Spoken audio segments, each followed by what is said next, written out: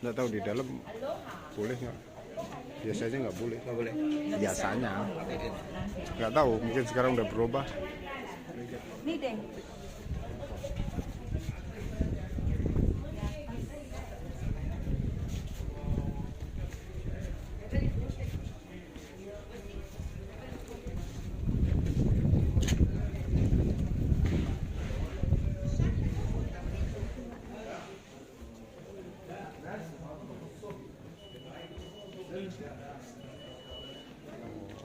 Gereja Kanto.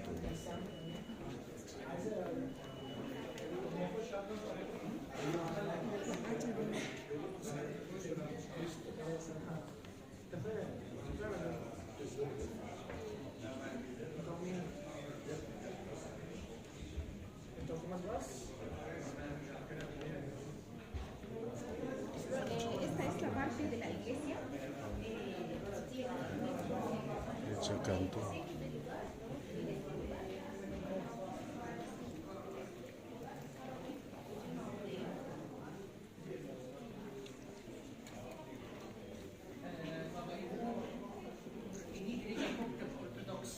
Gereja Koptik. Jadi seperti saya sudah bilang di dalam bis, kami belum merayakan Paskah, sedang merayakan. Jadi ini ada gambar Yesus warna hitam. Ini kami sedang merayakan waktu Yesus disalibkan tanggal 16, baru itu namanya seperti di Israel kebangkitan. Ya. Jadi ini berbeda Kristen Ortodoks. Bahkan Natal, kalau Natal kami merayakan Natal مع مجموعة تانية ولا انت معانا اصلا في مجموعة تانية هنا؟ Ini Bapak Ibu dari Blessing, supaya Bapak Ibu juga tahu, dari Blessing Tour kami siapkan fotografer dengan kamera yang profesional. Semua foto yang dia ambil nanti Ibu Yolanda akan kirim di WA Bapak Ibu.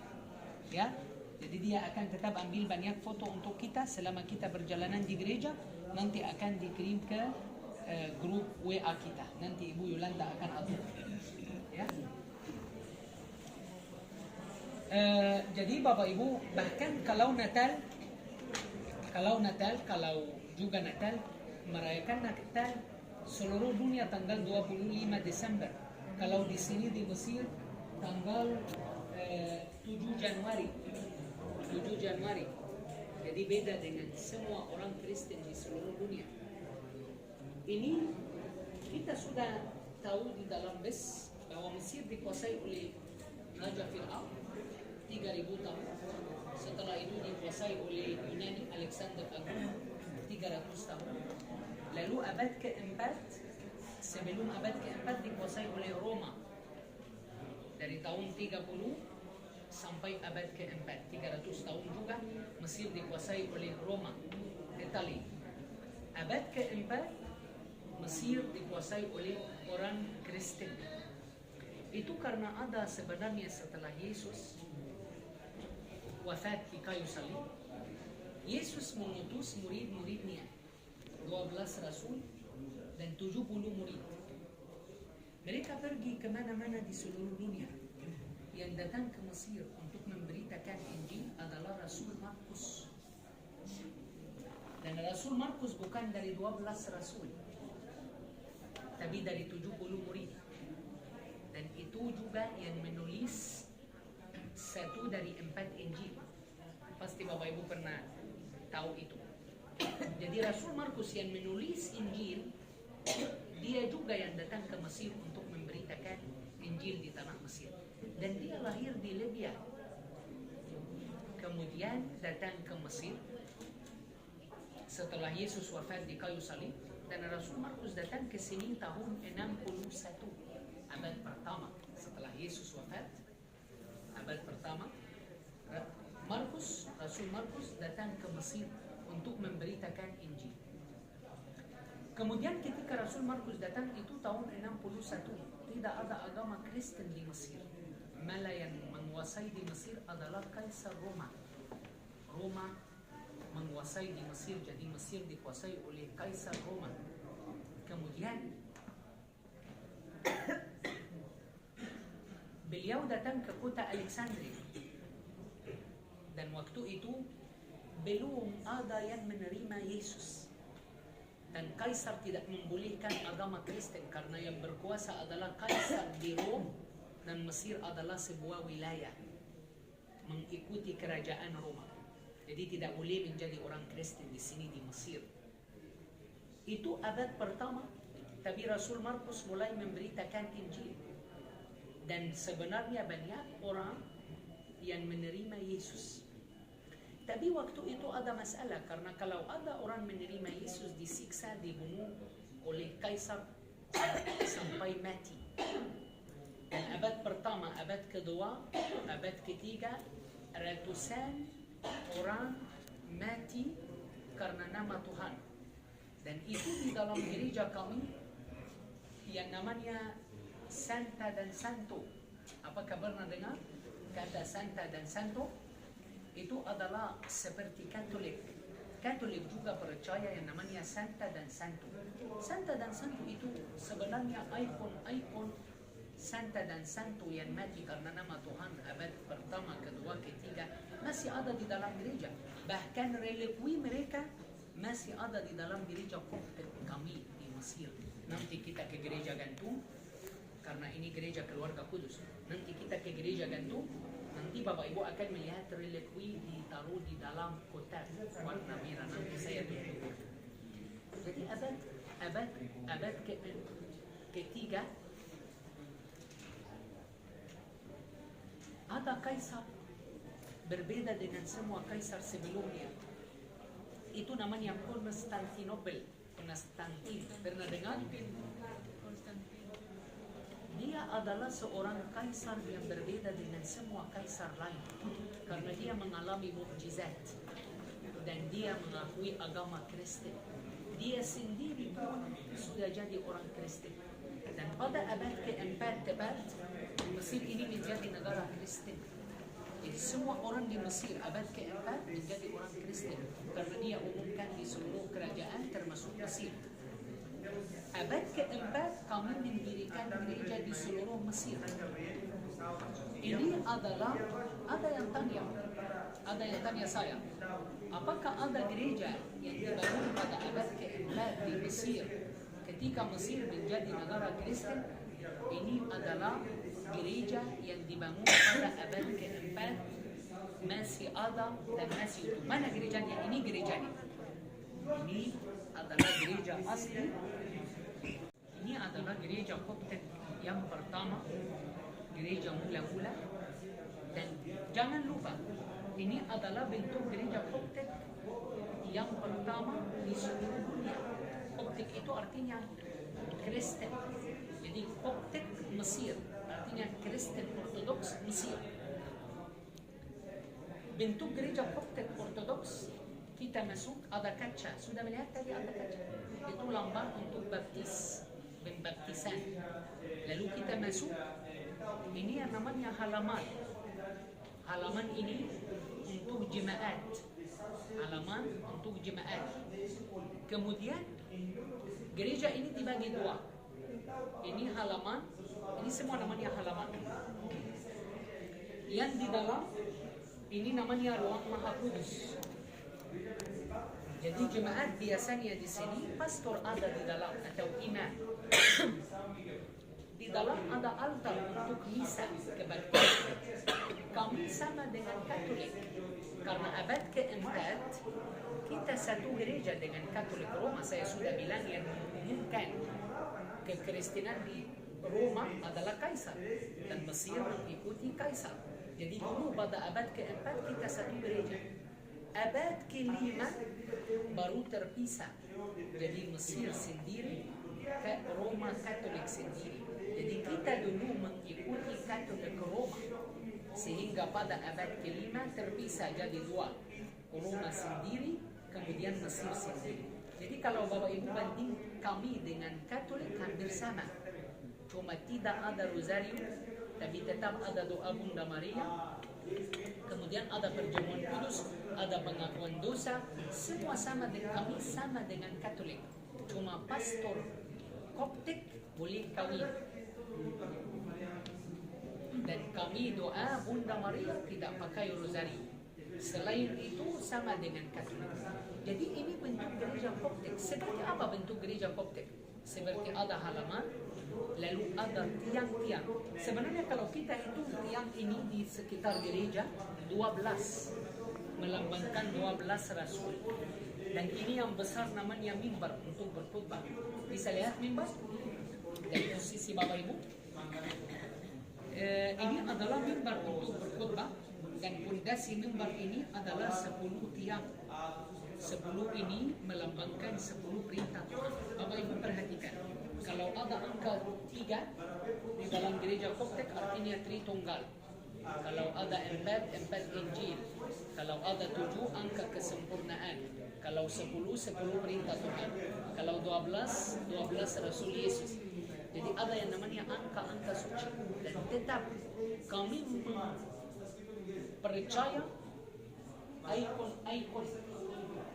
ikon ini adalah ikon murid-murid Yesus. Ada juga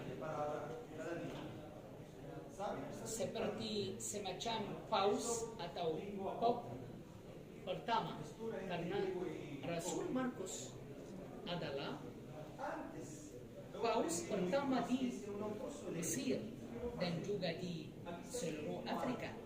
Dan setelah itu ada generasi setelah Rasul Markus sampai sekarang.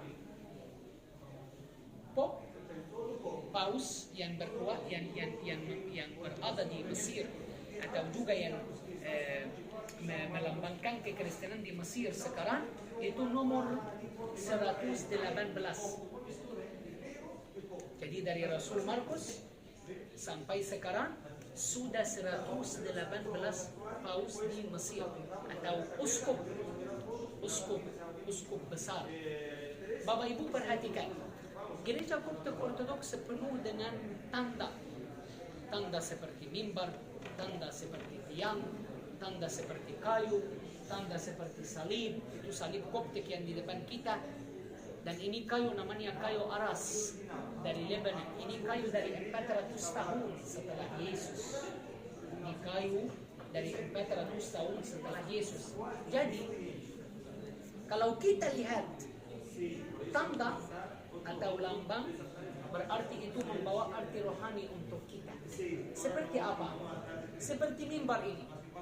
Mimbar ini melambangkan Gunung Sinai. Dari atas Gunung Sinai Musa menerima 10 perintah Tuhan, dan dari atas mimbar ini pastor mengajar 10 perintah Tuhan.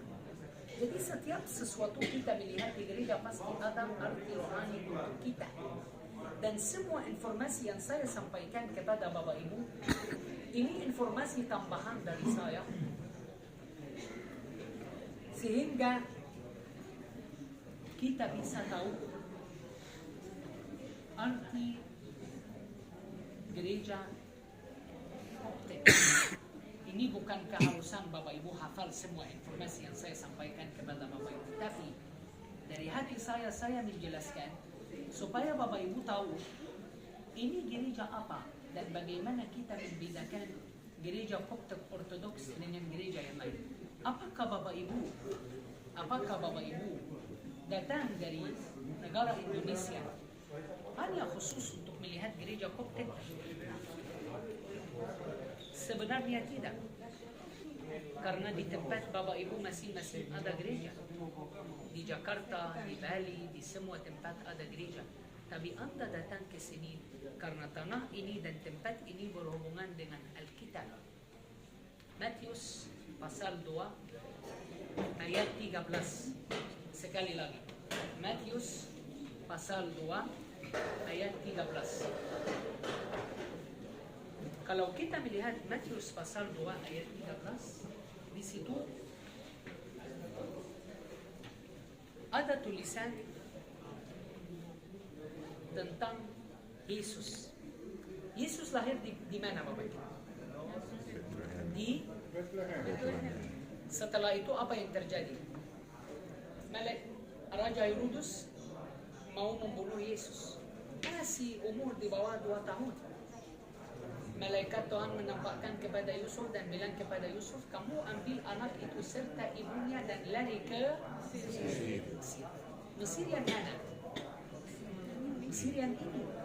Jadi mereka keluar dari Bethlehem jauh, melalui padang gurun jauh, keluar dari Israel jauh, masuk Mesir jauh lagi, sehingga mereka tiba di tempat ini. Yesus datang ke tempat yang Bapak Ibu duduk sekarang, datang ke sini abad pertama. Belum ada gereja, karena gereja didirikan pada abad ke-4. Yesus ke sini abad pertama. Kemudian setelah abad pertama ada 300 tahun baru gereja ini didirikan. Supaya Bapak Ibu membedakan ya. Ketika keluarga kudus 3 orang, Yusuf, Yesus, Maria, ketika mereka datang, belum ada gereja. Ada gua, tahu gua? Ada gua di sini. Mereka disembunyikan di dalam gua yang ada di sini. Setelah mereka disembunyikan di sini di dalam gua, kami anggap tempat ini tempat suci. Maka kami mendirikan gereja di atas gua tersebut. Jadi di bawah kita sekarang ini ada gua, dan itu adalah tempat yang dimana Yesus pernah tinggal.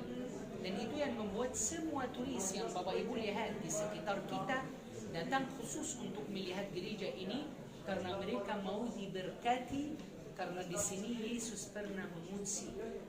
Makanya cerita yang kita dengar itu bukan hanya cerita, tapi ada buktinya. Ketika kita bilang Yesus ke Mesir, artinya kita akan melihat dengan mata gua tempat yang dimana Yesus pernah tinggal. Pasti teman-teman kita yang di depan ini, mereka sebentar lagi akan turun.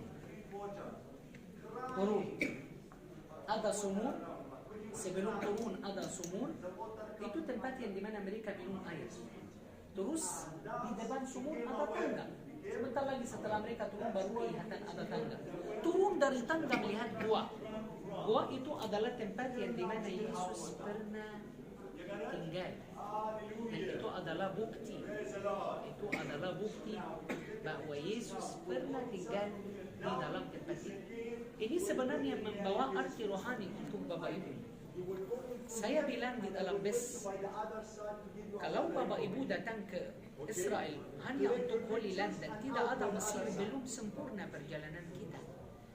Sekarang Bapak Ibu baru tahu kenapa kita memilih Mesir untuk tempat ziarah Holy Land. Karena Mesir adalah sebagian besar dari perjalanan Holy Land kita. Karena kalau Yesus lahir di Bethlehem Israel, tapi tinggalnya di Mesir, kita harus membedakan.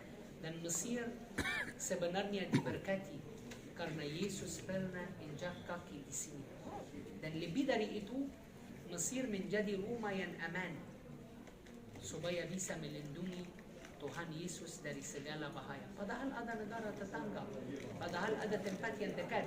Tapi itu sebenarnya sudah ada di dalam Alkitab dan sudah tertulis di dalam Alkitab. Matius pasal 2 ayat 13 ada tulisan, dari Mesir ku panggil anakku, supaya digenapi nubuatan yang ada di dalam Alkitab, dari Mesir ku panggil anakku. Saya akan ajak Bapak Ibu, setelah teman-teman kita ini turun, kita akan masuk sama-sama melihat sumur dan turun melihat gua. Harus tahu bahwa gua itu adalah tempat yang dimana Yesus pernah tinggal. Terus Yesus tinggal di sini berapa tahun? Di Mesir 4 tahun. Mari Bapak Ibu supaya kita tidak antri sambil saya bicara. Sebentar lagi ada gua. Setelah kita keluar, Bapak Ibu kita masuk dari sini, keluar dari situ. Setelah itu bisa foto-foto. Oke? Jadi lihat gua dulu, baru kita bisa foto-foto setelah keluar. Karena mungkin nanti sebentar ada guru lain.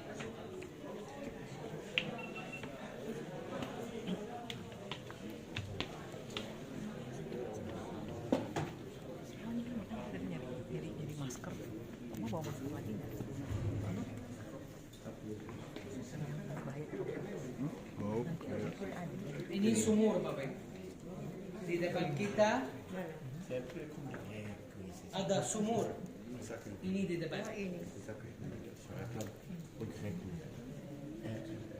Ini sumur yang ada kaca. Setelah Bapak Ibu lihat sumur, langsung menyusul turun tangga melihat gua. Saya jemput Bapak Ibu dari depan.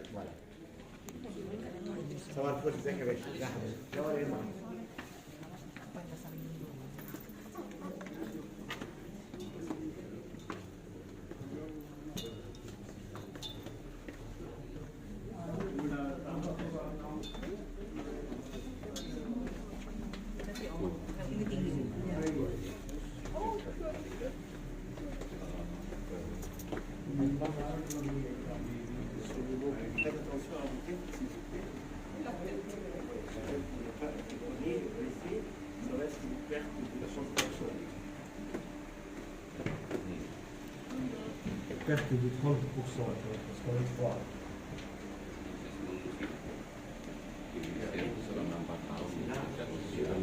Yesus diungsikan ini di gereja Koptik ini gua dan di sebelahnya sumur.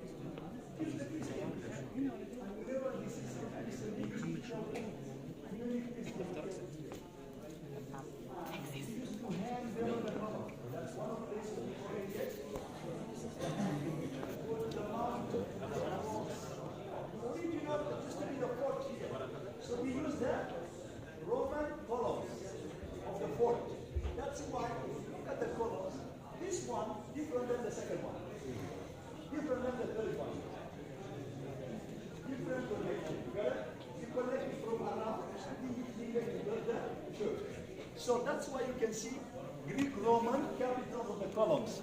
They just chisel the cross on the columns. You got it?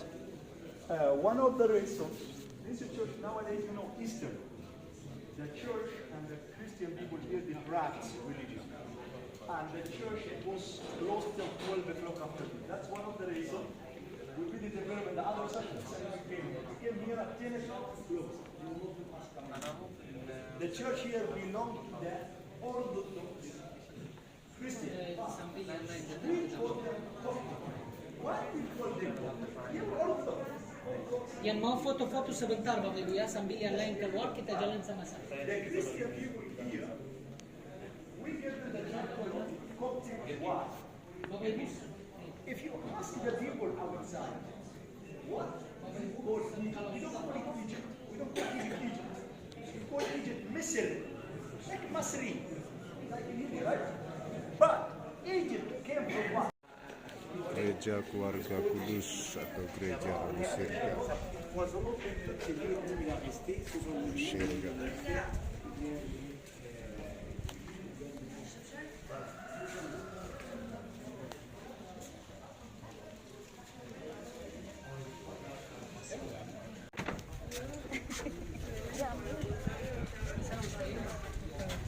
هنعمل ايه بقى؟ ما هو الناس دي قبل ولما جينا الدنيا مطرت اهي.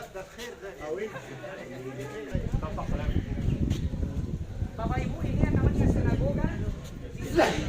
Di sini dulu, ini adalah tempat yang berada dekat Sungai Nil dan diperkirakan Nabi Musa diangkat dari air dekat sini. Karena di belakang tempat ini ada yang namanya pinggir Sungai Nil. خدي يا ام مين بتقول لي كلمتي اتصلي بيها بقى هكتب معاه وعد وانا هكتب مع بعض لو سمحت يعني وصلني كذا كذا كذا حتى ما نطلعش انا ايه في الاخر وحشه عند ربنا كل حاجه عند ربنا.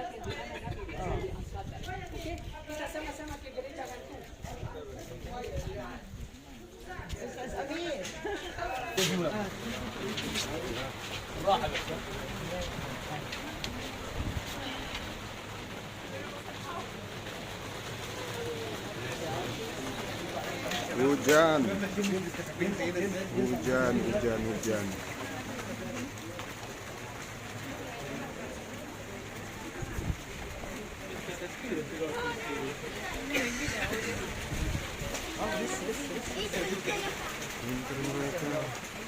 Kita lewat kiri kita biar gak kehujanan.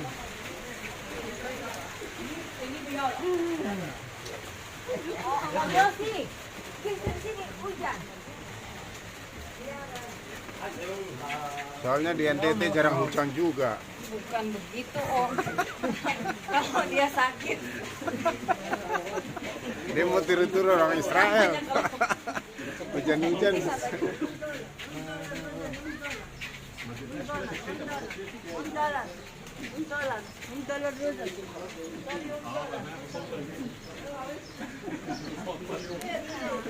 Kita mau ke gereja gantung. Memang hujan.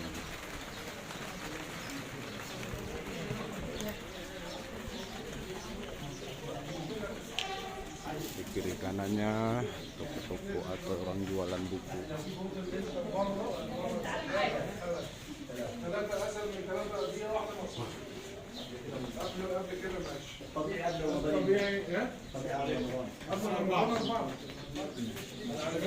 قبل رمضان 4 مرة دلوقتي 3 مرة 3 مرة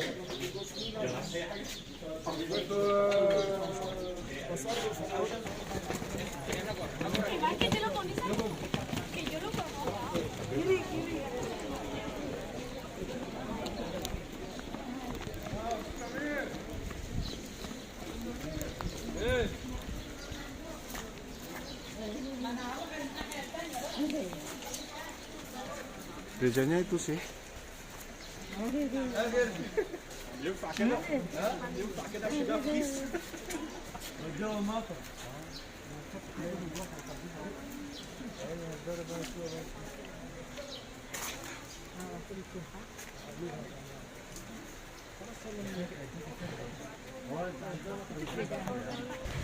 I with you. With you. Pakai tas kah? Ya, Hujan berkat. berkat buat orang Mesir, buat kita basah kuyup.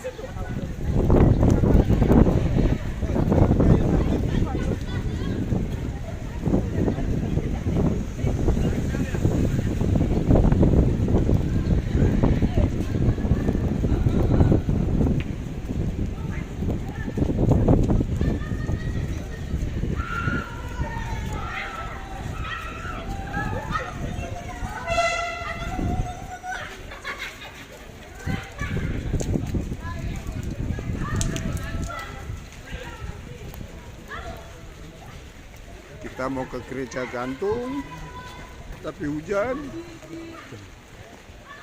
Eksis tetap.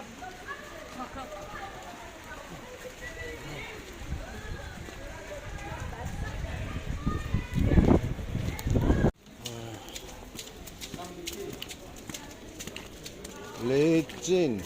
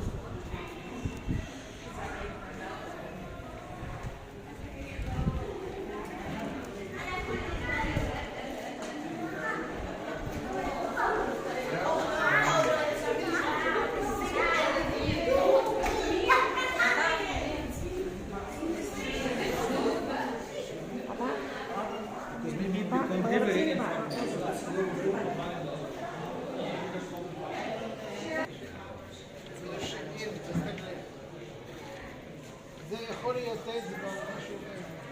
נכון? חמודים? נכון חמודים? Inilah gereja gantung.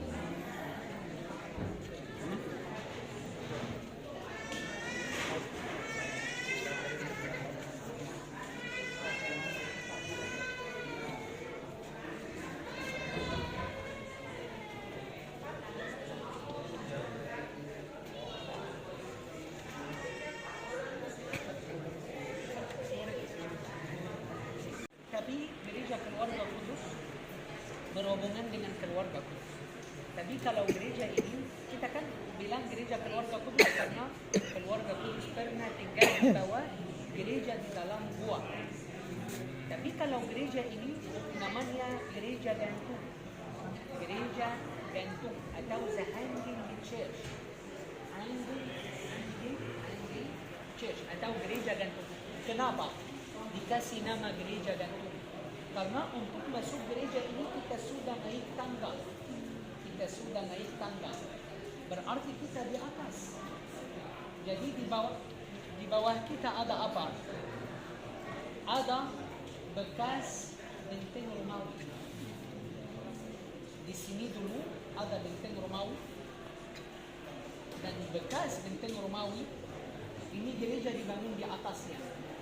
Maka kita bilang gereja gantung karena dibangun di atas bekas benteng Romawi yang ada di sini.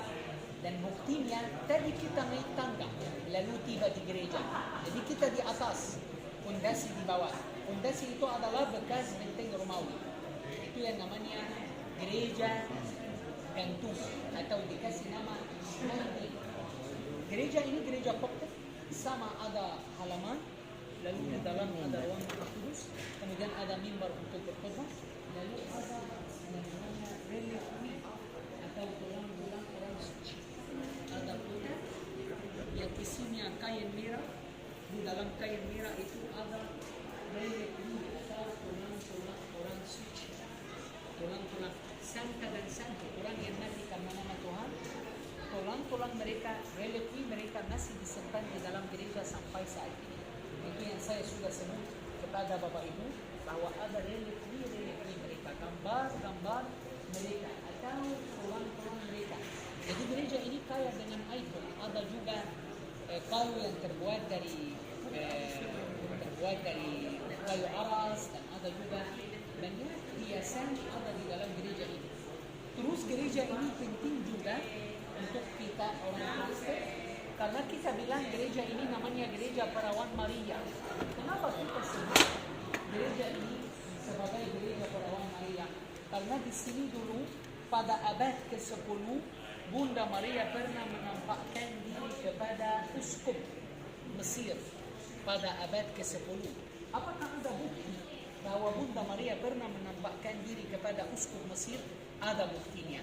Ada satu tiang di gereja ini, satu-satunya tiang yang dibungkus plastik. Yang di sebelah kanan Bapak Ibu nanti saya akan ajak untuk melihat.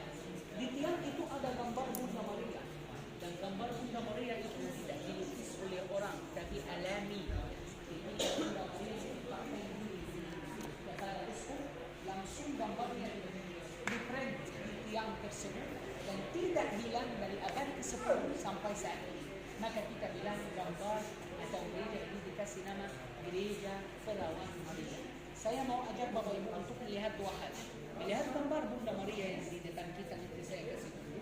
Terus saya ajak Bapak Ibu melihat kaca. Dari kaca kita bisa melihat fondasi gereja. Jadi Bapak Ibu bisa buktikan dan bisa tahu kenapa gereja ini dikasih nama Gereja Gantung. Silakan lihat gambar Bunda Maria, silakan lihat di dalam gereja.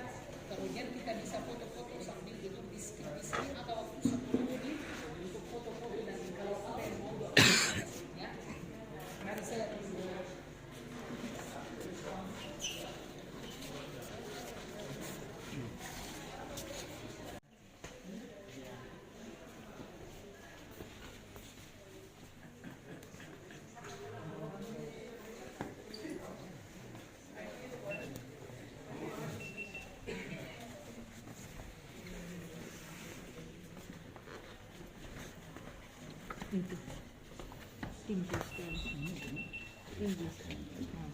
Bisa melihat Bapak Ibu fondasi gereja?